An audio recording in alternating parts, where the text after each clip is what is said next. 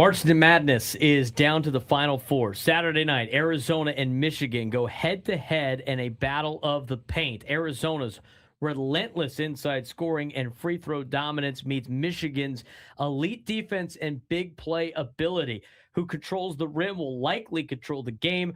UConn faces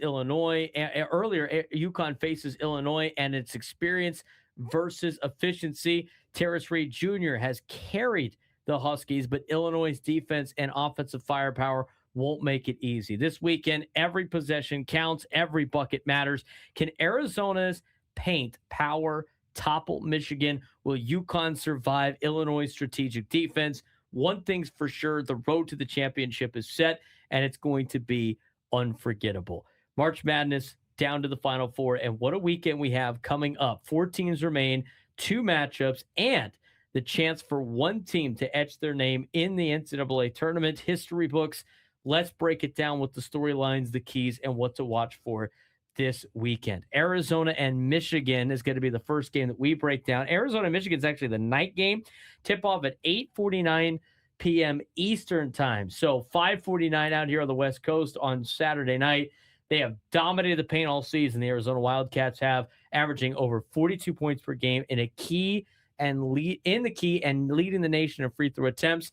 In the tournament, their interior scoring has been unmatched. 60 paint points and 30 points at the line against Arkansas, and then 40 paint points and 20 points from free throws against Purdue in the Elite Eight. Koa Pete, Mateus Curvis, and Toba Awaka anchor the post, while Jaden Bradley, Braden Burries, and Karachnikov attack relentlessly. Coach Tommy Lloyd's philosophy is clear: control the paint, crash the glass, and get to the line. And for Arizona, that's been a big recipe for success, and that's going to be tough for Michigan to deal with on Saturday. Yeah, it certainly is. And Michigan, on the other side of that, is a defensive powerhouse that can flip the game on a dime. Their Elite Eight win over Tennessee saw a 33-10 run in the first half, showcasing their ability to dominate when it matters. Offensively, they need to stretch Arizona's defense with perimeter shooting to open lanes for stars like Yaxel Lendenborg. But right now, I think the biggest question coming into this game is going to be, can the ultimate paint versus paint battle, will Arizona's dominance inside outweigh Michigan's defensive discipline? And can Lendenborg carry Michigan if it comes down to crunch time? It's going to be a very big game. I think these are the 2 best teams in the country playing each other in the semifinals, playing each other in the Final Four.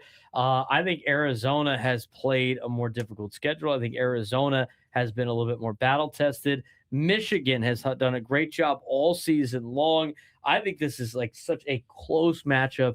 I got to roll with my Arizona Wildcats just because I grew up watching them for a long time. It'd be great to see them back in the national championship game. Again, they haven't made the Final Four since 2001. It's the first time in the Final Four since 2001.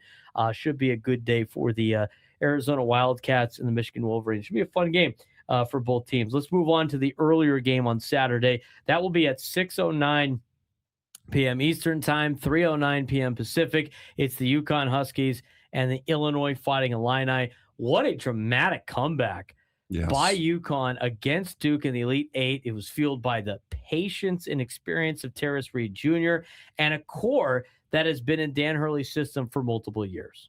Yeah, absolutely. Reed's dominance inside the paint and clutch shot making have been the key. Illinois is one of the most efficient teams offensively in KenPom history and has been equally impressive on defense, limiting top opponents to under 48% inside the arc. The battle will come down to UConn containing Keaton Wagler, exploiting pockets in Illinois' defense and finding consistent shooting from their perimeter players like Alex Caravan, Solo Ball, and Braylon Mullins in this game for Illinois.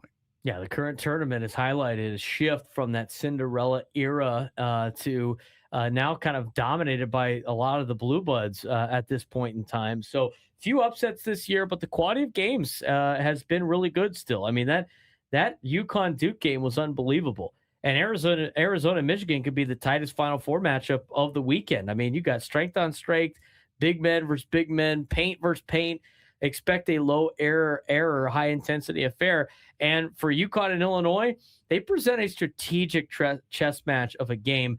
Very patient teams, veteran-led Huskies versus a versatile, efficient Illini.